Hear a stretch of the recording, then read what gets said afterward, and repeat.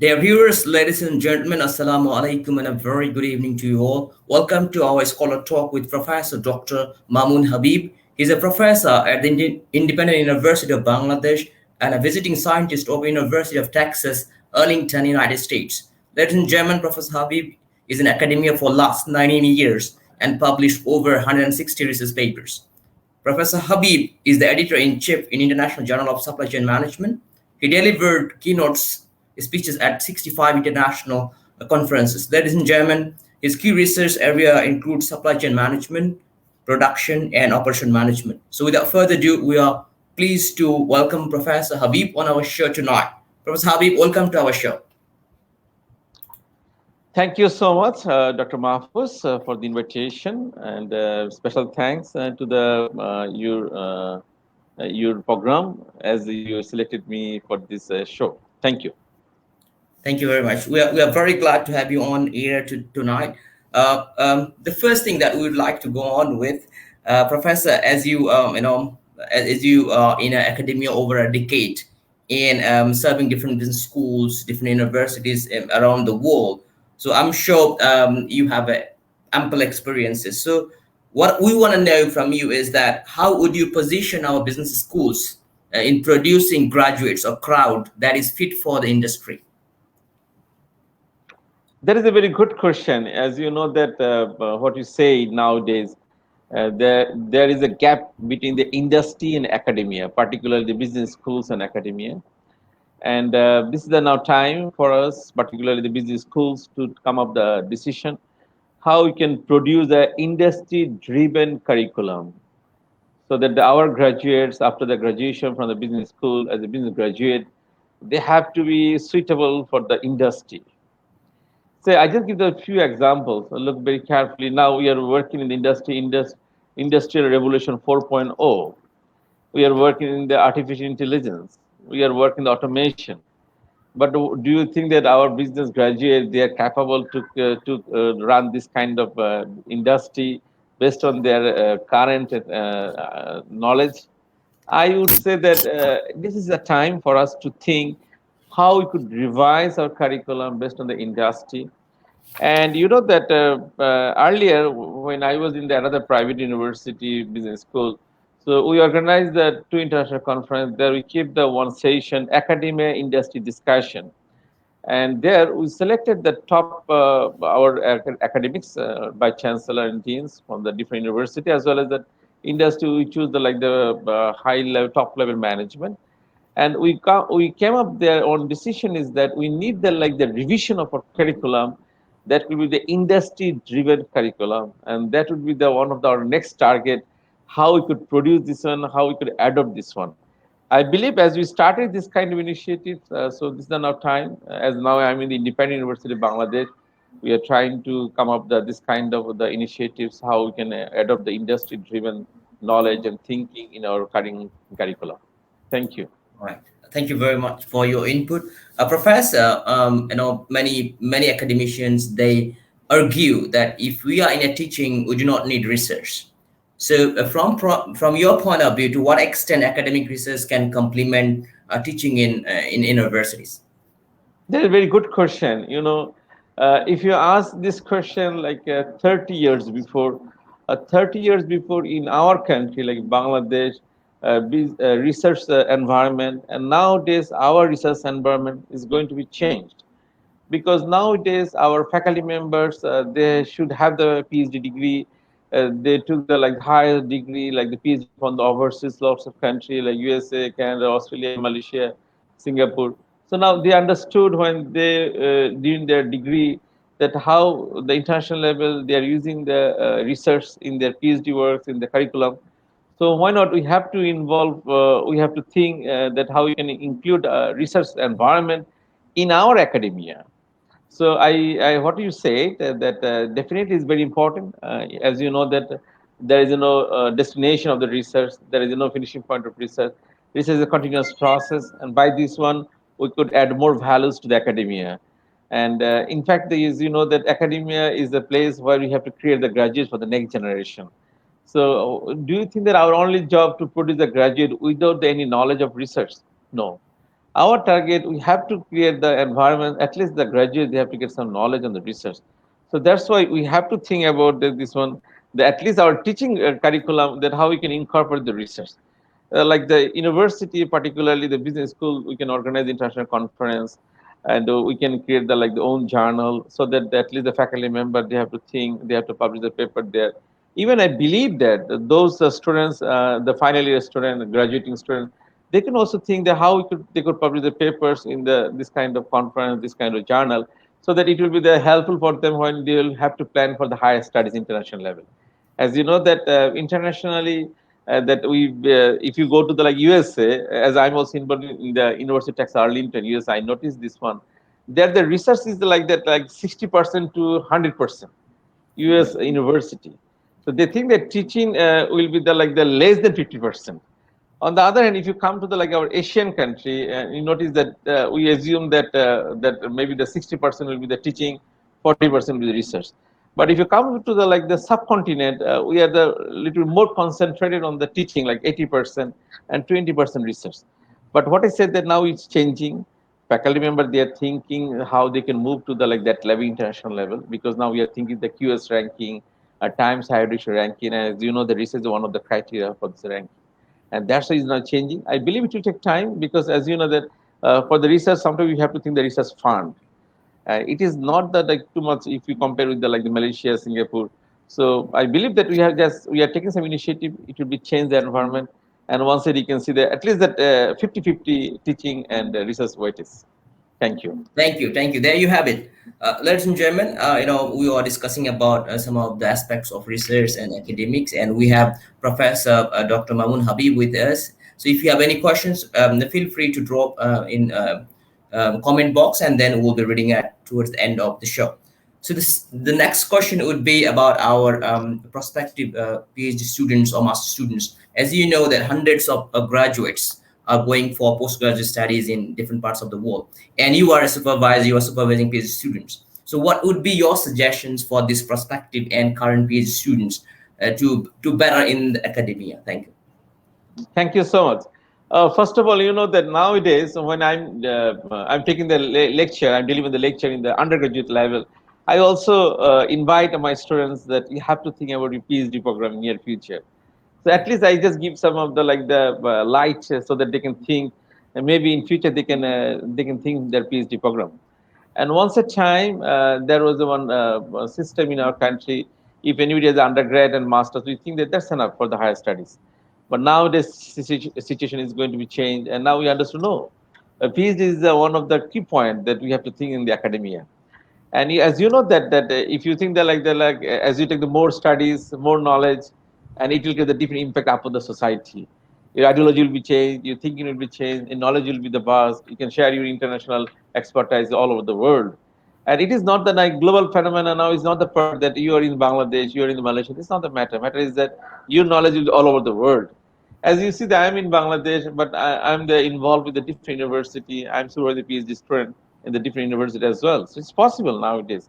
So is one of the suggestions is that my PhD scholars, like those are doing the PhD, they have to think the quality outcome from the PhD, quality research. They should not do the PhD just for finishing the PhD. They should not do the PhD just for the promotion. They should not do the PhD just for the like good salary. They have to do the PhD, knowledge creation, knowledge dissemination, and produce a quality research for the betterment of the society. As you know, as a researcher, we are doing the research for the society. This is our ultimate target, how we could contribute to the society. So this is the one thing. And another thing, that those will be the prospective PhD student. I suggest them. So let's make a mindset. At least you have to publish a few papers earlier before starting the PhD. So it could be your undergraduate level, it could be your master's level. I like to share the one experience with you. When I was the undergraduate level student, I did not publish any paper in the international conference or journal. When I was in master's level, I did not publish any paper in the international level. During the PhD level, I published the first paper in the one IEEE conference, that was a Scopus Index and Web of Science Index conference. And that was the IEEE conference. I still recall that it was a part of my PhD program. So that means that I joined the conference to finish my PhD. Okay, so it's a very interesting thing. And I noticed there was a very young guy, and when I talked to him, I asked him that, are you a student of the PhD or master's level? He said that he was a student of the National University of Singapore undergraduate level. And I was very surprised that he said that he is a second year student of the undergraduate level. I was feeling shy that I started my research career when I was a PhD scholar, and he started his research work, his conference during the second year of his undergraduate level. You understand his knowledge and that our undergraduate student knowledge is a huge difference. So this is the time that we have to start to think how we can do the PhD. Research is one of the component for the PhD.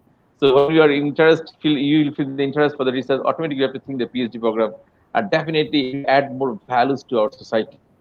As I remember that, as I was involved in the Malaysian University earlier, and still I'm supervising a PhD student in the Malaysian University.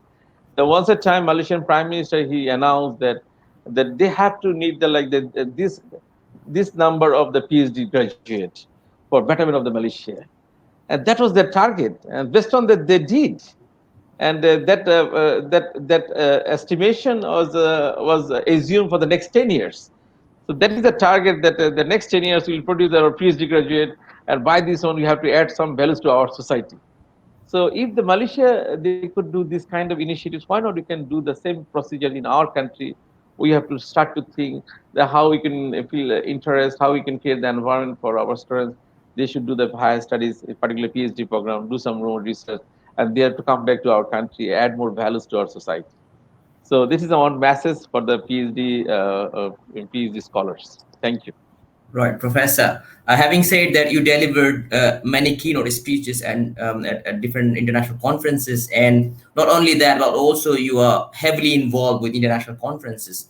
So, with that, ample experiences, what would be your suggestions? Why you think conferences does matter to the academicians? Very good question. Thank you so much. I think you already noticed the last question I replied, that it is one of my experience that when I joined the one international conference, I noticed that undergraduate level students, they were joining the international conference, particularly IEEE conference. Right. So it was the one kind of motivation for me to think how we could create this environment. And I think you already noticed my profile that I joined the Lots of International Conference, the keynote speaker, and I published lots of papers there. So when I returned my country, I was thinking, why not? We can organize the conference in our country. We have to provide this kind of flavor to our students.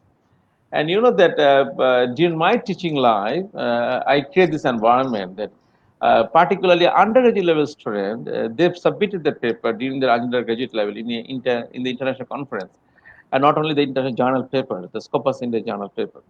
So I thought that why not we can organize the international conference in our country.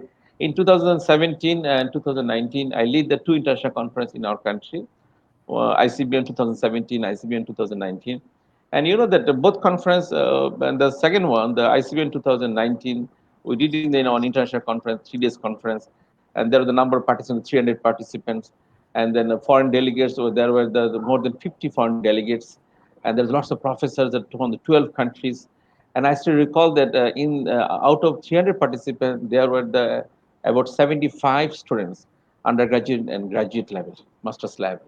So I thought earlier maybe we could have created this environment in our country, but we did it. And now in the Independent University of Bangladesh, School of Business Entrepreneurship, we are planning another international conference.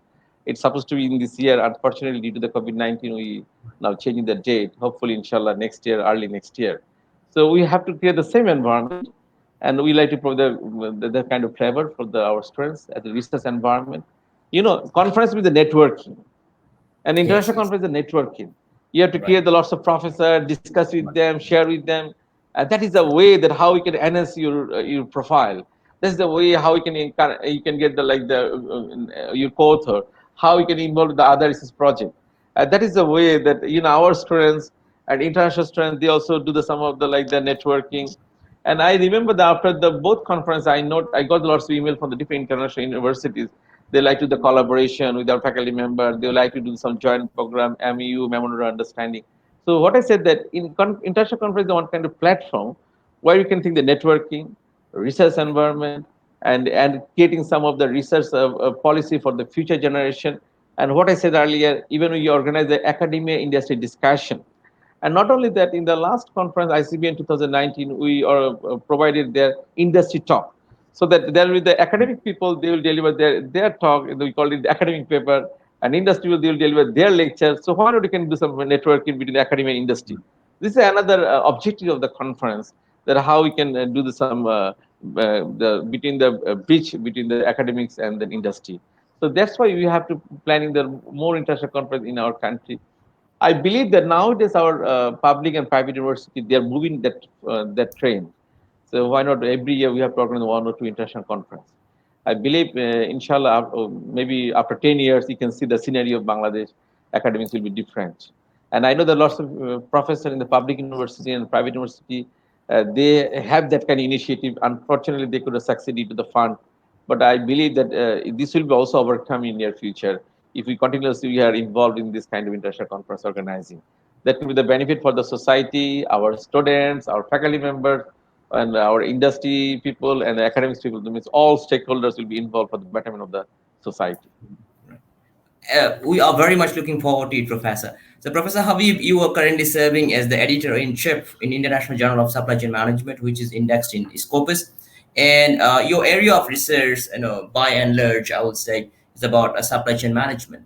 So, looking at your experience, looking at your publications, so if you could have some, future directions, meaning what are the emerging issues in supply chain management, if it happened to have that some of us might be interested in supply chain management. So what are the key areas that they should be aiming for their future research? Thank you. Thank you so much. As you know that my specialization on supply chain management, I like to start the history of supply chain management. And I'd like to request the audiences, if you have a time, then you can go to the Google and you can write down Yeah. that the historical evolution of supply chain management, what we designed in 2009 during my PhD time with my supervisor, Dr. Chamna Jandhara Panich. So that's how we discussed this way. The supply chain managers started their journey by the name of the logistic management. It was around 1950s. And then officially supply chain managers, they started their journey in the 1980s. So if you start the 1980s supply chain management and now 2021, only 41 years. As you know that in terms of the comparative study with the marketing management, human resource management, supply chain management is very new. So this is the one key point for the prospective researcher. They should think about the supply chain management in their research area. And this very interesting thing is that already Dr. Mahfouz mentioned that my specialization on supply chain management, I'm the editor-in-chief. I'm editor-in-chief not only one journal, a few journals editor-in-chief, an editor board member, more than 20 Web of Science in the journal and Scopus in the journal. What is my perspective that we like to make the more popularity of supply chain management area. Now come to the question, what type of issues in supply chain management you have to think for the research. Right. Supply chain management you can apply in the different area like manufacturing industry, service industry. If you ask me what is supply chain management, I would say that you have to start to think that supplier, manufacturer, distributor, retailer, transportation, warehousing, inventory management, and retailing management, and like flow of information, flow of funding, all are the under the one umbrella that is supply chain management. Any one area you can choose for the research. But if you come to the industry, around 87% research on supply chain management in the manufacturing industry. Only 13% research supply chain management in the service industry. I would say that this is the one dimension for the prospective researcher to think how they could add more values in the supply chain management in the service industry. As you know that when you always during the PhD time, when we supervise the PhD scholar as well, we always try to find the gap where you can add more values. If what I said that supply chain management in the manufacturing is about 87% research. So if you see the ready-made garments industry, RMG industry, all other manufacturing industry, textile industry, fruit industry, vegetable industry. On the other service industry, only 17% research. So now this is a time to think how we can add the supply chain management in the service industry. In the service industry, particularly, you have to think of the hospital supply chain management. Right. As now the COVID-19 period, you know that we are facing Right. this problem. Right. And I like to mention one thing is that did you notice that in the last year, When the White House they are giving the briefing regarding the COVID-19 situation, they always mention, particularly Donald Trump and his team, Dr. Fauci, they mention supply chain disruption as a supply chain disruption. This is a very Yes, yes. common term they always mention. So now I would say that this is another key point you have to think, that supply chain disruption in the health industry, Right. service industry. You have to think that like supply chain management in the education institutions. You know that during my PhD time, I produced the one model, ITESC model, Integrated Tertiary Educational Supply Chain Management model. And based on the model, it's very interesting. Lots of research were accomplished in the different countries, like the Malaysia, Indonesia, Philippines, India, Pakistan, Turkey, USA, UK. And not only that, there were the few PhD based on this model. And not only that, there are another three PhDs now going on based on this model. Not only this education supply chain management, now they are adding sustainable education supply chain management. Now they are adding the ICT integrated education supply chain management, something like that. So look very carefully what I said. The starting point, educational supply chain. Starting point, the starting with the service industry. You can think the banking industry supply chain management. This is another service industry. You Right. can think the tourism supply chain management, another service industry. So I would say that this is the time for now. Let us think how we can add more values in the supply chain management area, particularly service industry. And there are lots of things you can do, and you can add more values. You know, I always mention one thing is that if you think that like marketing, then at first when you say the marketing, you have to think modern marketing, Professor Philip Kotler. You know, he's the father of the modern marketing, right? But if you come to the supply chain management, you could not get this kind of father of the supply chain management. So that means you can add more values by doing the more research. But I believe that after the 50 years, this will not be like that. You can see the supply chain will be matured, more lots of research papers, lots of the research will be already continuing their values, their findings. So maybe you cannot add more values. Yeah, Professor please. Habib, if I may add a supplementary question on that, is that I know there will be an Industry 4.0. We're talking about Yep. Industry 4.0. Yeah. Would Yes. it Yes. how would it affect the supply chain management? Would it be Thank you very so much much. different, the nature? Yeah.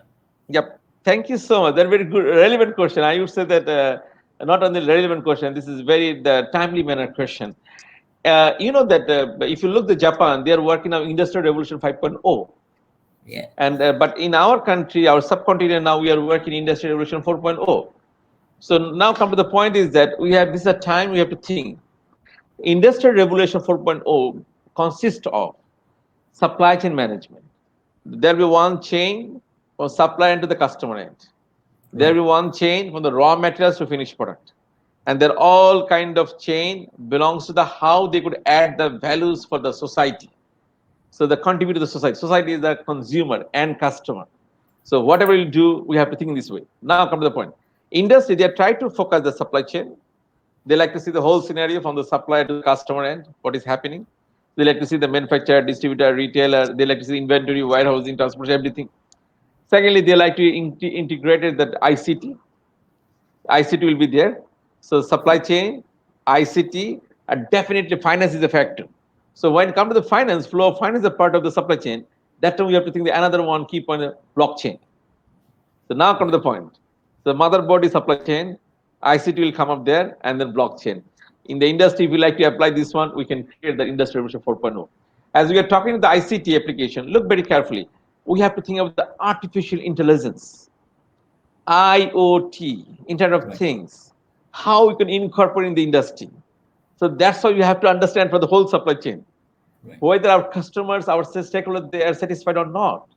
If our stakeholders are not satisfied, then we have to go back. So industry, they like to see this way, Industry Revolution 4.0. There will be supply chain, there will be the ICT, automation, and we have to think of the Internet of Things, and definitely blockchain will be there so that you can control the finance as well, so that you can come up with the decision whether the responsive supply chain strategy or efficient supply chain strategy.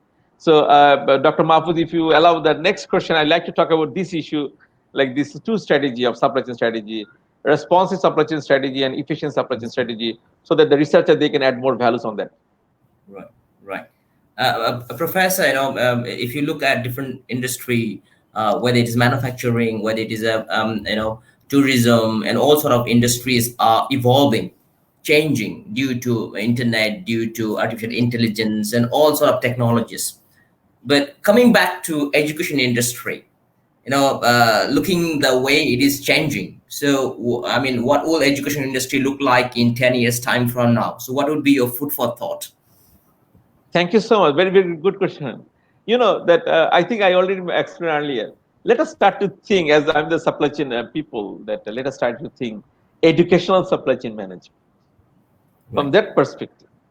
What is your Right. target? Our target, our graduates will be quality graduates, not only quality graduate. I like to add the value is that ethical driven quality graduate.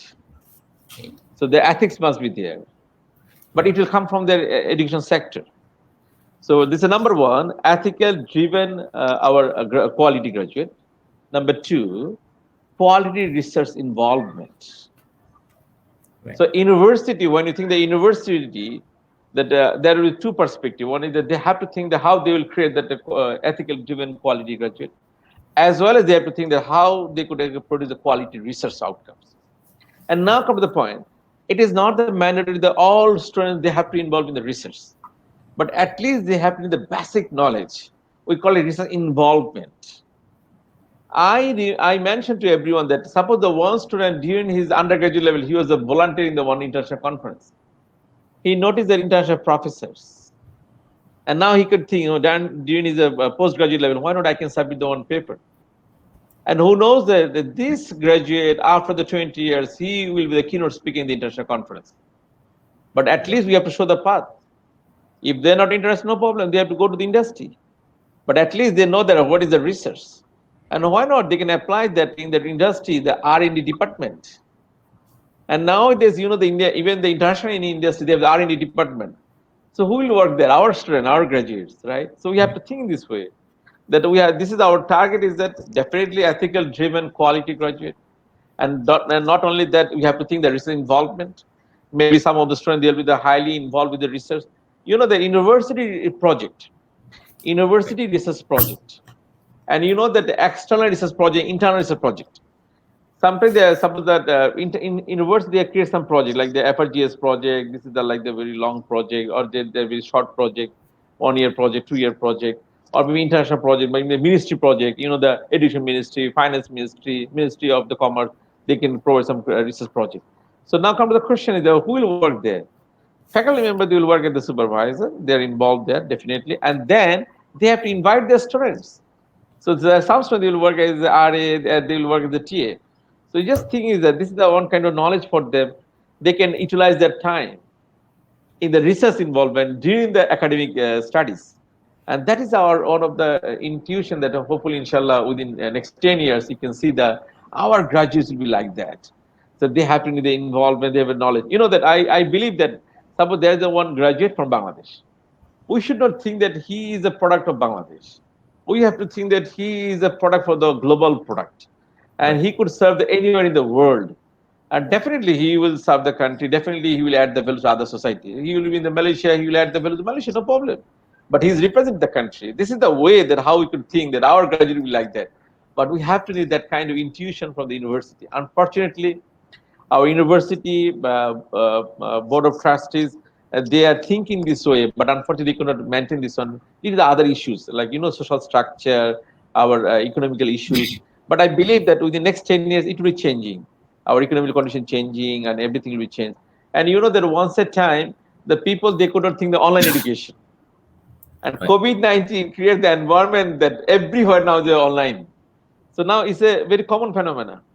I still recall that earlier when I was in the overseas, I delivered the lecture in different countries through the online, but it was not recognized that time. Nowadays, that there's no other option we have to recognize. Even our academic degree, now we are thinking based on online, because this is the new opportunity for us. Why don't we have to think?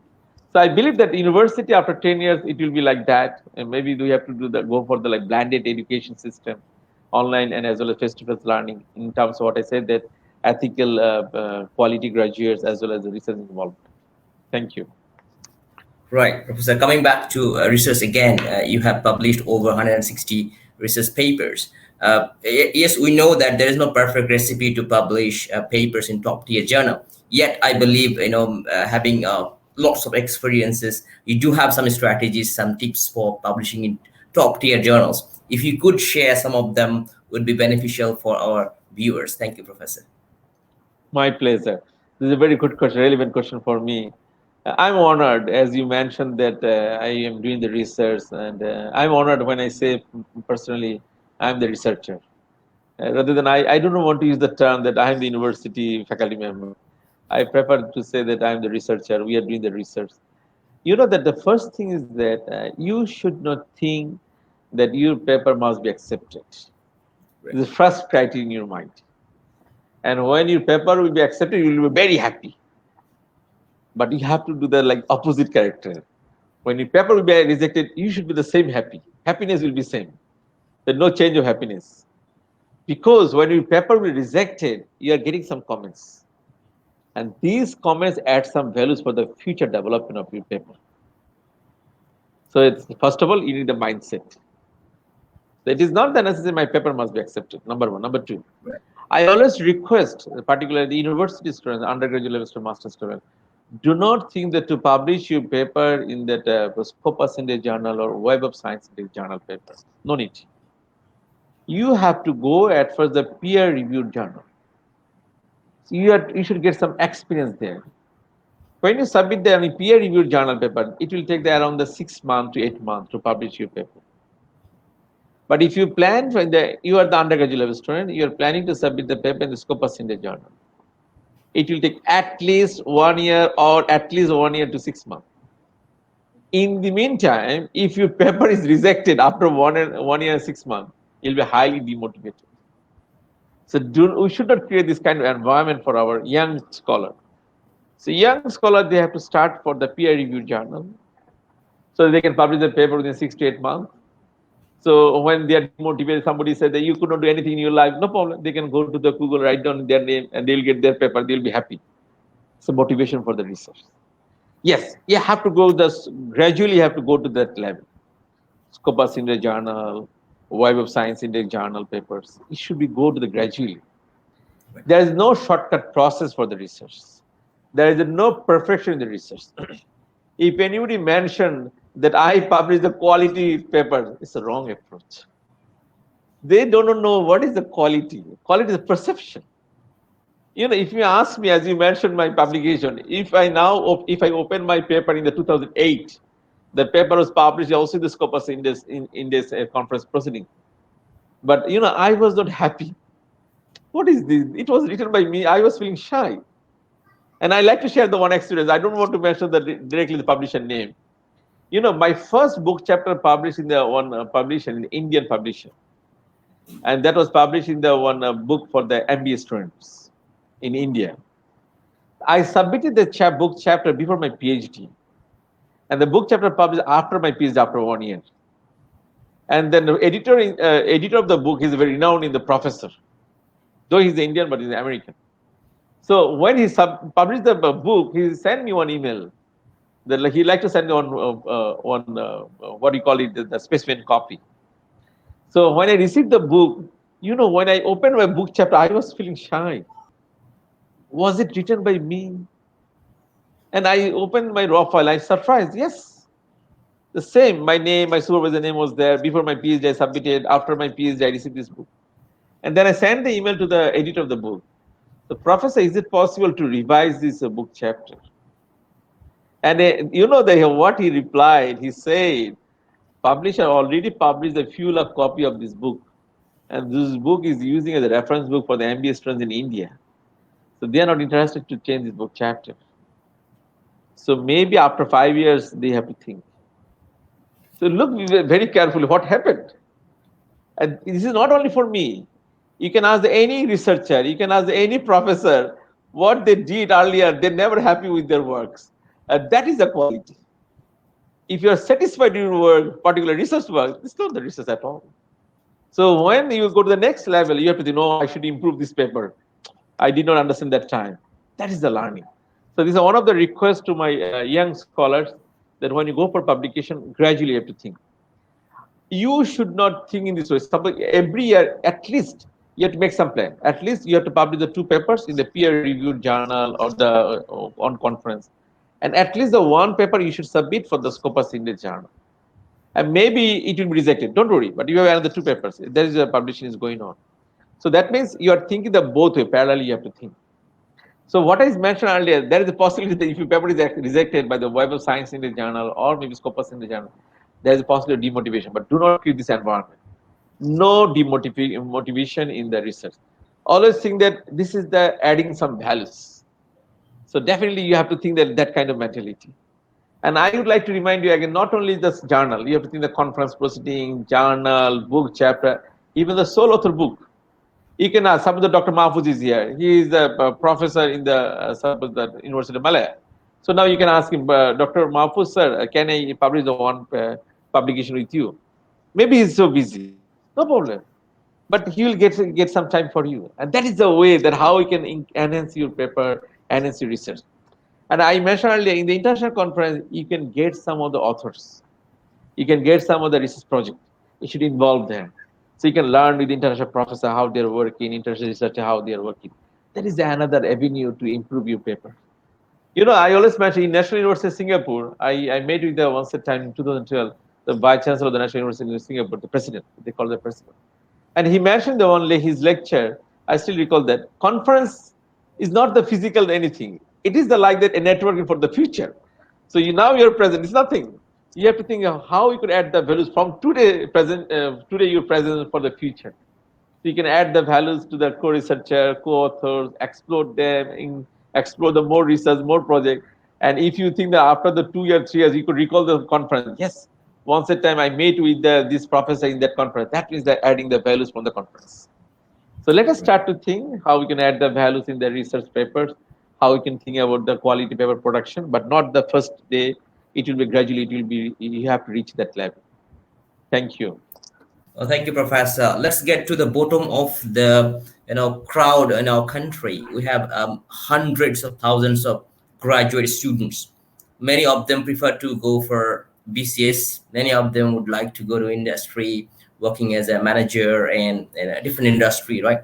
So, Professor, what do you think about a career as a researcher?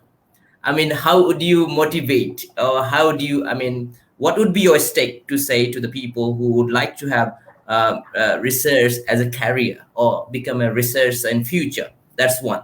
Second would be, how would we be able to balance our life when it comes to research? Because we believe it's like an endless job, keep on working like day and night. So how do you balance our family life and our academic life? What would be the perfect recipe if there is any? Thank you. Thank you so much. It's a very good question. You know, if you think that your career as a researcher, it's very difficult to survive. Yeah. And we always mention to everyone, don't expect the money in the research. You have to start the research for the contribution for the society by your findings, research findings. So you target future generation, next generation, adding some values to the society, adding the values to the graduates, prospective graduates, future graduates. Yes, there's also money in there is also financial issue in the research, but it will take time. You know that I always mention, I still recall that I always mention to my students, to my PhD scholars, to my colleagues, junior colleagues. You can go back to my CV. I can see how many conferences I joined, 2008, 2009, 2010, 2011. So until finish my PhD, all kind of conference, I spend the registration fee. I spend for the registration fee.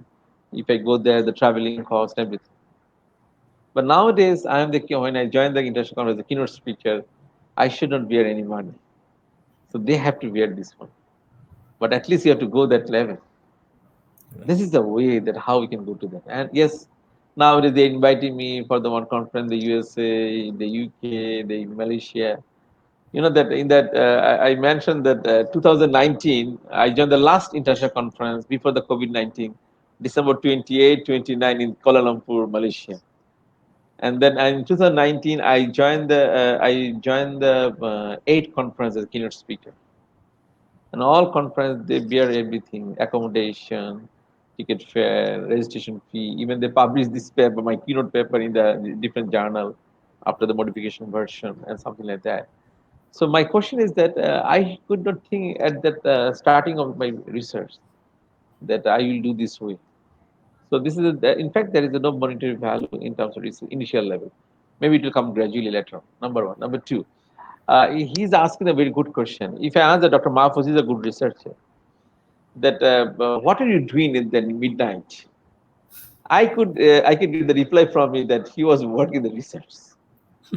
And if any editorial board member, editor in chief of the journal, they must work in the night time. When everybody is sleeping, the environment is very silent, cool. This is a time for the research. The daytime you cannot do the research. You know, in 2019, I went to one conference in the Malaysia. There is a university vice chancellor, UiTM vice chancellor. He mentioned that Professor Habib, I noticed you are the editor in chief. That means you have to spend your midnight for the PhD, your PhD supervision as well as for your journals, right? Then I said, yes. How do you know this one? He said, I know this one because this is a time for the research work.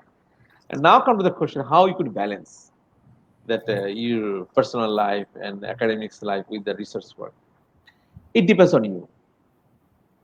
You know, I always mention to my students and junior colleagues, the family at first. You have to spend the quality time with your family. A good family will give you the good inspiration for the good research. A good family will create the environment for you doing the research. And you know that suppose when I'm traveling for the international conference as a keynote speaker, I also invite my family members to join. They have to know the way I'm going. Yes, definitely I should spend their air ticket and everything. The conference is bearing myself. Right. But you see, involve the family as well. Because if you depart from the family once that time after the 20 years, you'll be demotivated. Because you know the family is the destination. Family is the starting of your thinking. Family is the destination of your thinking. So you shouldn't ignore them. So you just remember, I again request that audiences, those are young scholars, do not ignore the family for the research. You have to think about this one as well, that family at first, and spend more time with the family. You will get the good time, good inspiration for the research. You know what I do? I have the two kids, and so I always spend the good time with them before doing any research. Because I always notice that when I'm spending time with them, it's a good inspiration. You know, I always discourage my fellow colleagues that why you are spending time in the Facebook? Quality time in the Facebook. If you like to spend time, okay, or Facebook. You should not spend the time that on the kids. These kids is the special. Whatever kids, you know that your kids age is 20, whatever. He or she is a kid to you. So they deserve this one. And you know that when you say the good researcher, we are creating the good papers, good findings for the future. So we have to think about how we can create a good human being from our kids. So that is also our responsibility. So what I said, they come back that point, that work and research balance, works and academia balance. And another one thing, academia, you have enough time to spend some time for the research, spend some time for family members. And if your family members, they are not happy, they are not satisfied with you, then how could you think that you'll get the good mindset for the job, for the research, for the job as well? Okay. Thank you. Thank you, Professor Habib. Professor Habib, if you allow me, can I take one question? Not one question. You can take the more question if you want. Okay, let me just take one. This is the first. Atika Subat, could you please describe briefly about supply chain 4.0? If you Thank you so can, much. just nothing. Yeah. Thank you so much. Basically, it comes from the Industrial Revolution 4.0. So that is connected with that one. So again, the same things. We called it. We have to think that ICT-based supply chain management.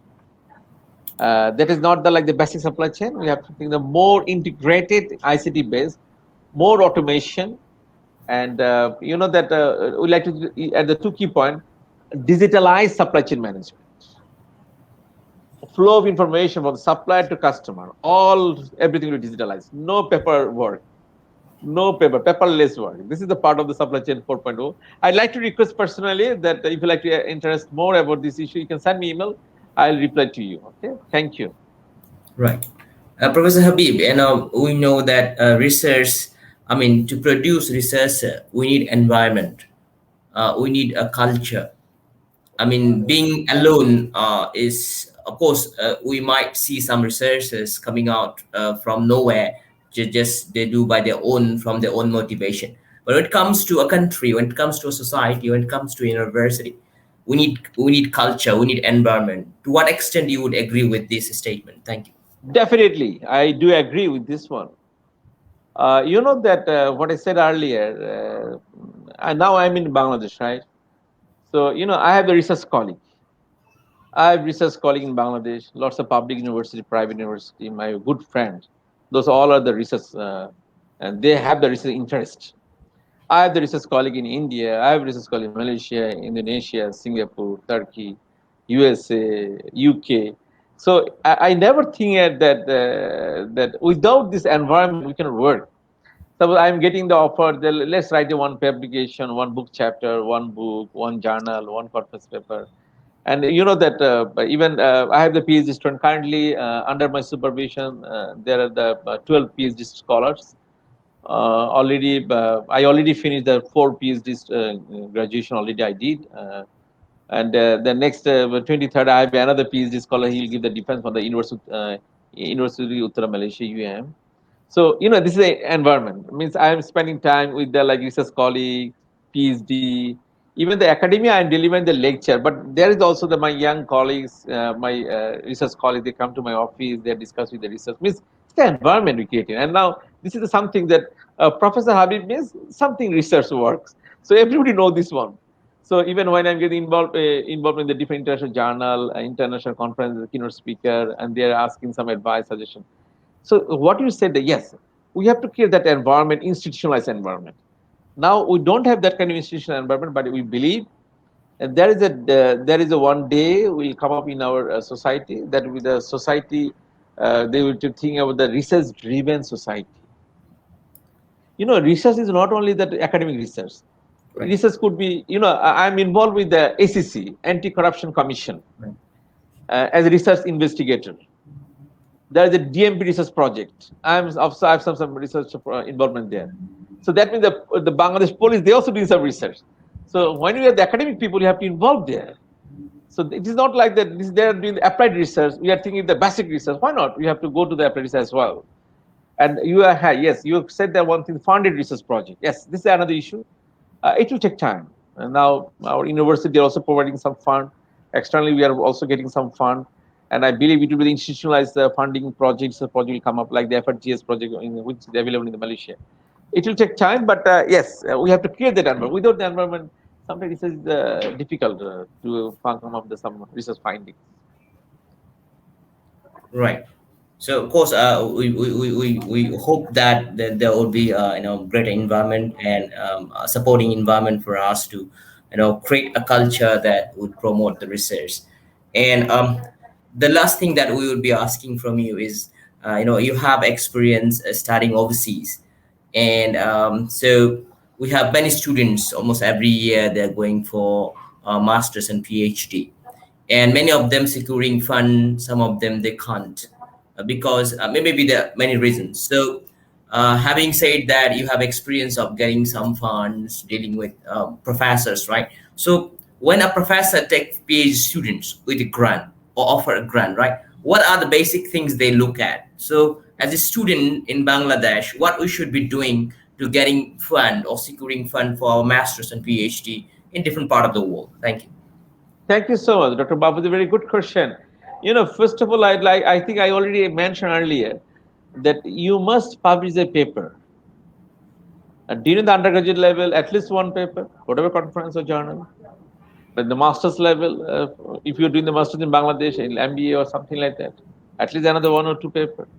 If you have 2 to 3 papers in international paper, I'm not talking about our Bangladeshi newspaper, I'm not talking about the Bangladeshi journal, if it's not the recognized. Because we have to confer at least the peer-reviewed journal, at least. And conference, at least the conference should have the ISBN number, at least. This is something you have to understand. So if you have 2 to 3 papers during the master's until the master's MBA level, and if you apply for higher studies, this is the one key point. You have 3 papers. Number one. Number two, you have to think about another one thing is that recommendation letter. Internationally, I don't want to say in this way. I'm showing the respect to all of the professors, whatever the Bangladesh and outside. But all professor profile are not the international profile. This is another key point. So when the students, they have to collect the recommendation letter, they have to confirm that the professor he has the international profile. Because after the application, they do not know the student, right? They do not know the applicant. They have to check that who is provide the recommendation letter, who is the referee. And then that they always explore the professor profile from the Google, right? So they like to see the professor's profile, the Google Scholar, Academic Edu, ResearchGate, ORCID, and some other places. So when they notice the professor profile is very high and he's taking the recommendation letter from this professor, that is just an acceptance level. Second, and third one, definitely academic result is the one key issue, but I would say that it is not the all in all. You have to think the another 2 point what I said. Because I'm so happy to inform you that I am the person that I always provide the recommendation letter, and I have the lots of format. The students that send me email, even I'm the Malaysia, I am the Indonesia, I am the India. That's not the matter. They're sending the email. I'm providing this one. I have the dedicated TA for this one. And what I noticed then after application, they got the scholarship, they got the fund, and this is very surprising. And sometimes I'm also surprised. So main reason is that what I said that they have some publication. And if it is the best option is that if you could publish the paper, at least 1 or 2 paper with a renowned professor, it is also creating some environment. Because that when we notice that there is a one professor, he has if you go to the ResearchGate, his citation, if you look there like the more, suppose if you go Google Scholar, his citation that or more than 1,000. If you go to the ResearchGate, RG is more than 15. Something means that he is a renowned researcher in the world. So there is something impact. So now you have a one paper with the professor. It's different. You could imagine the way you will get the invitation for the overseas acceptance letter. And what I said that these are two things you have to remember: recommendation letter and then research. And another one thing, you have to choose the university professor. Right. That in the university I'm choosing the professor how can select. So usually what I said, I have a good communication networking all over the world.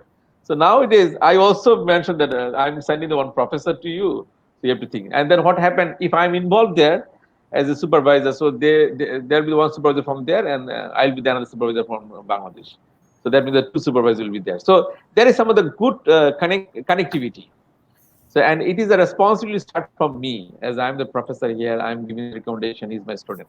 So I'd like to request not only me, other professors to think the same way, how they could add more values to our current students so that they can go to the next level. Right, Professor. One more question. The World University ranking is the talk of the town now. Just out for 2022, and we got the QS1 ranking recently, and people are talking about it. Do have different opinions, do have different school of thought. Some are criticizing, some are hoping for it. Different part of the world, including our country, Bangladesh, do have a hope and do have some dissatisfactions among people. So it comes to ranking, since you are involved with QS and Times ranking as well. So what do you think about this ranking? I mean, how could it help us to improve our education system or education in a nutshell? Thank you. As you mentioned this one, we like to start in this way. What's our ultimate target? Our target is the betterment of the society, produce the Right. quality graduates. So we like to go to that level, ranking university. Right. As I'm involved with the QS ranking and Times Higher Education ranking as academics, so as you know that initially we provide some name list. Right. We are recommending some university name from the different country, and not only the different discipline as well. So I'm doing this job for a long time, and so I always mention my Bangladesh University name. When I see the Bangladesh University name, at least I could think that yes, this name I provided earlier. So yeah, definitely any kind of competition we call it competitive advantage. I'm going back to supply chain concept again. Right. Competitive advantage. We should not think that this is a competition. We should think the competitive advantage, and we'll get the benefit. Stakeholders, our main stakeholders, our students, they have to get the benefit by this one. Yes, now is a time to think how we can improve this one. I don't want to go to the debate. I always mention as a researcher, no debate in the academics. Right. We have to go for the further development. So now what we are thinking that we have to go for the research work. And that if you ask me that why you couldn't go to that level, yes, our university they have that kind of potential. I know very well our university they have that kind of potential. Problem is that when there is a ranking, the scoring, they have the international student. our number of international students is low. They're asking that a PhD program. We could not, suppose our private university could not provide the PhD program. So how they will go to that level? They're asking the PhD holder faculty members. Our don't have that kind of level. And they're asking the research project, research grant. But we don't have that kind of grant. So they're asking that our number of publication, a number of international conferences. So our, again, come to the university, maybe hardly one conference. And we don't have the own journal. Some of the universities, some of the schools they have, but not that level. Like what you say, the Scopus in the journal or the Web of Science in the journal. It will take time. But I would say that I'd like to recommend this one. That this is a time for us to think that this is one kind of opportunity for our public and private university. And now what happened in our country? There is a competition, public and private university. Yeah. Like 30 years before, we could not think the private university, right? 1992, North South University, 1993, independent, they started their journey in Bangladesh. Now, the private university, they already got the good position in our society. Now, public university, they rethink how they can modify their ideology. Maybe officially they're not disclosed, but we noticed because we are with good communication with our colleagues in the public university. So this is the one good competitive advantage for us as well. And another one thing is that our students, they have to know this one. What is the QS ranking? What is the time higher education ranking? Because when they will apply for the higher study, they have to check. They have to check. So this is the way of development. That is the way of development. I know that many universities in you see, I remember once a time, it was 2000, if I could not forget, 2017, yes. I was one conference in Korea. There is one professor from the National University of Singapore. And that day, that one day before the QS ranking, they announced the name. And then that time, the Nanyang University got the first, National University of Singapore got the second position. And then we asked them, what is your reaction? He said, we don't care about this one. We don't care. It's okay. You see, this is all over the world, it's common phenomena. So when they're the first position, they are very happy. Then the second position, no, it's okay, it's okay. But they have to they are always thinking about this issue. Right. This is the time for us. We don't need to officially say anything about this ranking, but now is the time we have to work. Let's look at the criteria. Now, how we can improve our opportunity for this based on this criteria. And who knows that maybe after 10 years, you can see within the 100, we have a Bangladesh University in the QS ranking or Times Higher Education rank, inshallah. The day will come to us, and inshallah, we'll wait for that day. Thank you. Thank you very much, Professor Habib. It was nice having you on air this afternoon. And ladies and gentlemen, we're discussing about different aspects of academia, research, higher education, ranking, and so on and so forth. If you missed this show, please do watch the recorded one. And we wholeheartedly thank Professor Mamun Habib for being here with us this afternoon. And I'm sure you will get a lot of food for thought, and it would become handy for many of us who do hope for doing a research in supply chain management. And Professor Habib also editor-in-chief for one of the journals. So if you aim to go for it, go ahead. If you have the quality, you have a chance. So with that note in mind, and thanking our guest today, and we will just end up this show, and we're looking forward to see you again next Friday. Stay safe, stay blessed. Assalamu alaikum wa rahmatullahi wa barakatuh. Thank you very much, Professor Mamun Habib. Thank you. Thank you so much.